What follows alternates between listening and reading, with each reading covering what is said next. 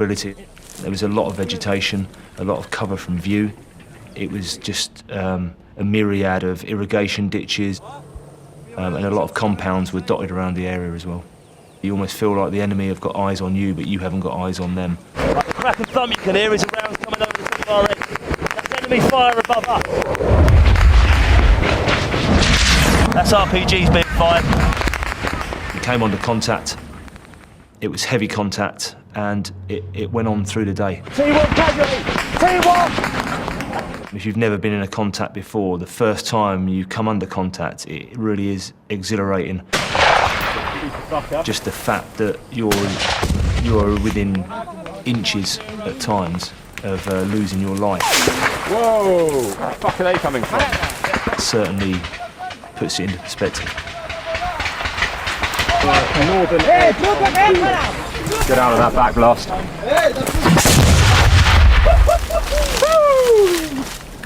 Right, we've got enemy in the hedge line 100 metres forward there. They're trying to push to the north. You don't see the Taliban. They're very clever.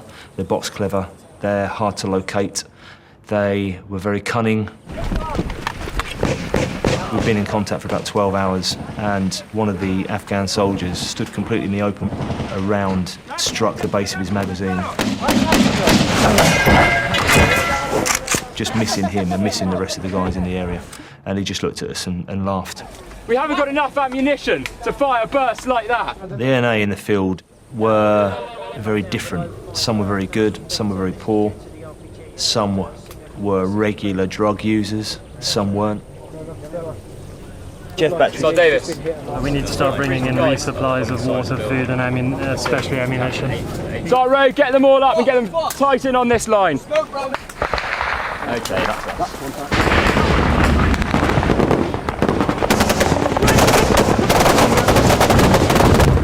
Okay! Big shake! Taking small arms fire and RPG about 200 metres to our front. We're a bit pinned down at the moment. We're going to try and move out now. We kept progressing, trying to clear compounds. We had to bring in mortars, we had to bring in artillery, and we brought in attack helicopters. We brought in fast air as well. Charlie 1, 30 seconds to airstrike. Not fucking talking now, is he? It's the busiest day I've had, probably the biggest day I've had in my career since I've been in it, in terms of contacts. They don't know how many they've killed, but joke that the insurgents almost seem to embrace death. They're the kind of people that believe when they die they're going to wake up with 27 virgins, and you know, so how can you fight against someone like that who doesn't give a shit? Just like as soon as I die I'll be going back to Tottenham, I'd fucking run at the bullets. Casualties becomes part and parcel of the operation. The memories never go away, and the hardest thing about it, I think, is seeing subsequent troops suffering the same casualties and the same statistics and loss of limbs and deaths. Yeah, they was on a patrol when he was shot through the neck. I was looking forward to coming back, but I didn't want to come back to my friend's funeral. Guardsman Darrell Hickey was killed at the age of 27. Britain's death toll now reached 73. I was in the Queen's Company with Hickey since I joined the Queen's Company 4.5 years ago. He always helped us and always, you know, he's like a really, really nice person, got on well. It's not going to be nice going home without him.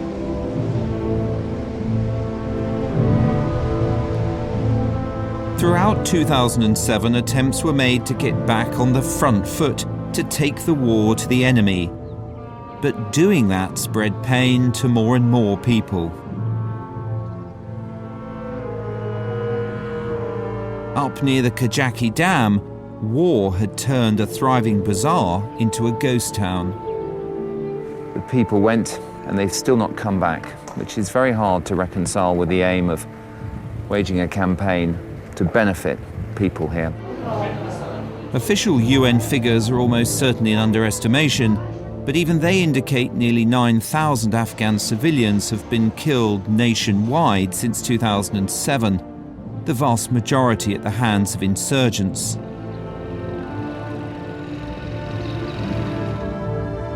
But British forces have been responsible for some. In May 2008, British mortars fired smoke to protect a patrol that was about to be ambushed in the Kajaki Hills.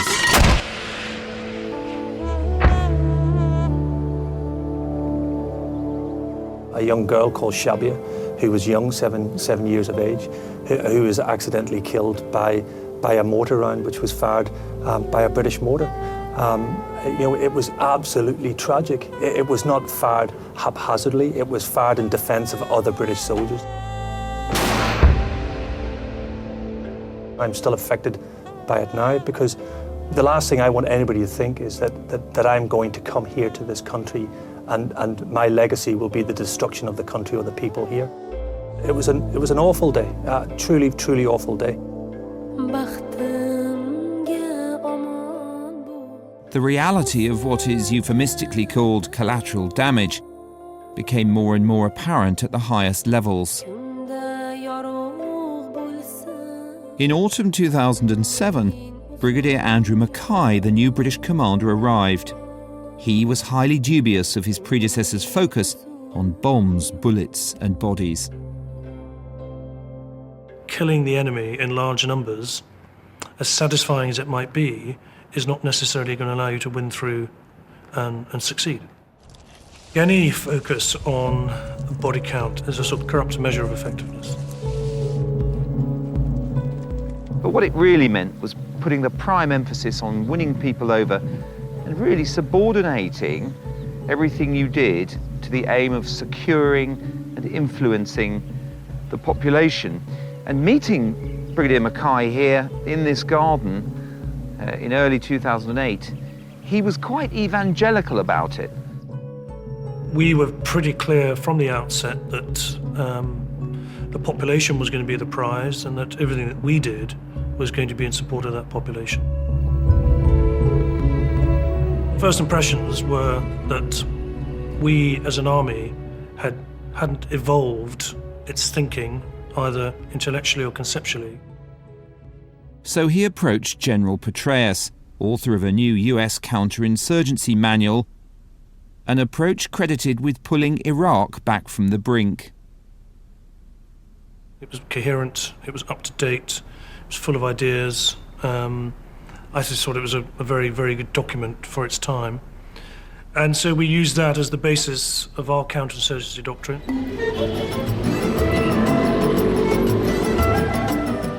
The new approach put winning the population at the centre of everything.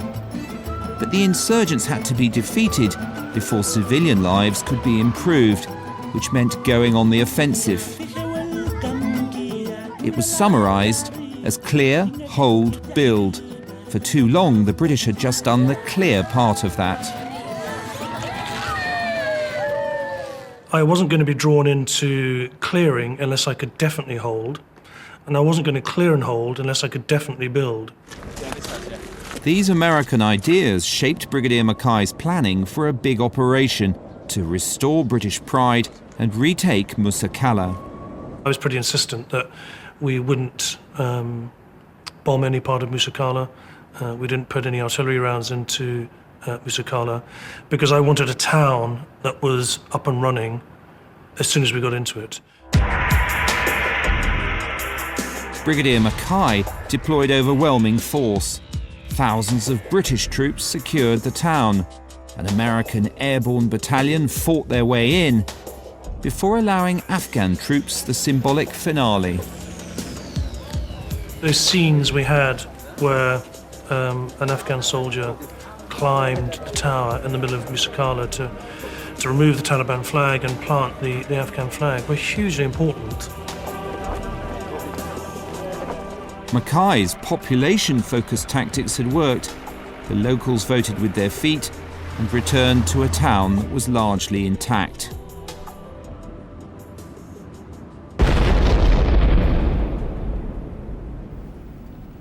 But insurgent tactics evolved as well as the British ones. Their weapon of choice was the deadly IED, or improvised explosive device, a homemade bomb often packed with shrapnel. They were a constant hazard to every patrol, where any suspicious hole or rock in the road might hide explosives, forcing a dangerous process of investigation and disposal.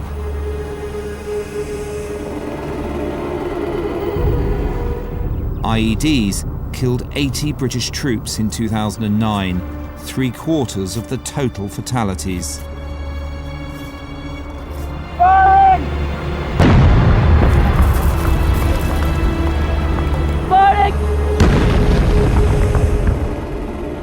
Sangin was IED central, accounting for half the incidents in Helmand.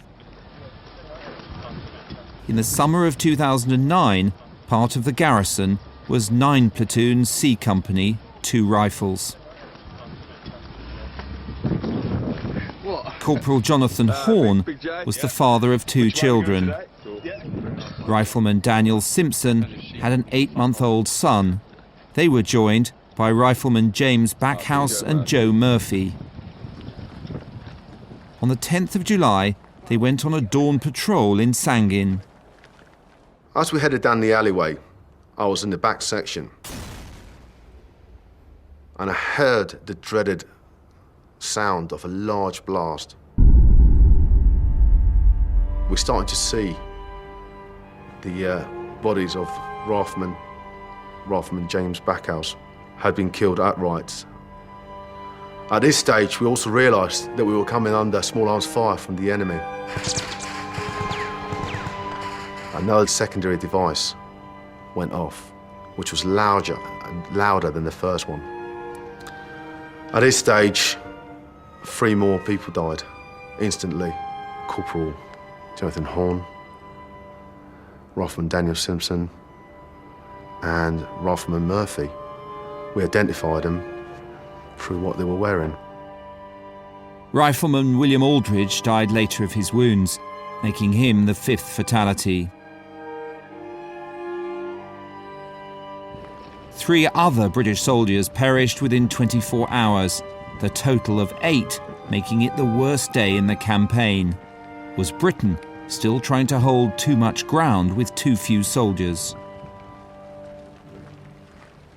And that really opened up the whole issue once more about just how many troops was Britain able and willing to commit to securing Helmand.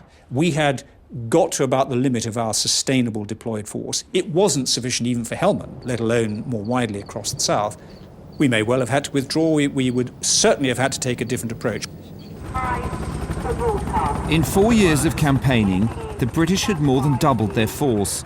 It was approaching 10,000 and spent billions. But the governor of Helmand since 2008 feels positive results had been distinctly limited. تقریبا مونږ د پام وړ پیشرفت نه لرو. په هغه وخت کې د هلمند ولایت له 14 ولسوالیو څخه یوازې 6 ولسوالۍ د هلمند ادارې یا د افغانستان د اسلامي جمهوریت تر حاکمیت لاندې وي. هغه هم زیاتره د ولسوالیو مراکز د یو نظامي پوستې په حیث موجود وو. General Petraeus was the author of the counterinsurgency strategy and had switched his attentions to Afghanistan. Let's make no mistake about it. The Taliban had the momentum, broadly speaking, in Afghanistan until probably sometime last fall. The British force in Helmand was under-resourced, make no mistake. But I will leave that to British leadership, both military and civilian, to decide how much it was under-resourced. American generals decided a major reinforcement was needed in Helmand, putting the Brits in the back seat. Some had been saying it for years. It actually began with me. I began to express to the leadership of the United States of America that this was an under-resourced force. Maneuver forces, flying machines, and intelligence. That did not change until, I'd say, 2010.